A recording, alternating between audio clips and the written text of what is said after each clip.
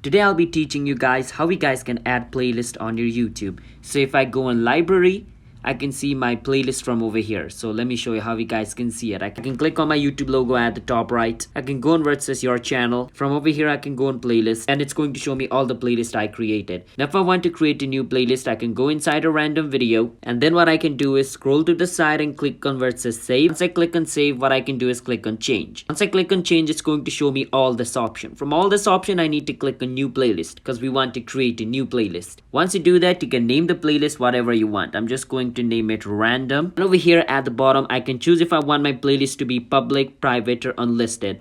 Private means only I can view it. Unlisted means if I share the link of my playlist, then anyone who has that link can view the playlist. If I click on public, anybody on YouTube can see it. They can just search for the name of my playlist and see it. So I want my playlist to be private, so I will click on private and create it. Once I click on create, my playlist will be created. Now I can just click on my YouTube logo at the top right.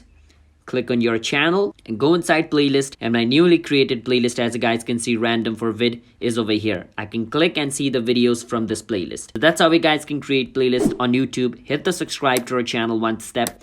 I'll see you guys next time.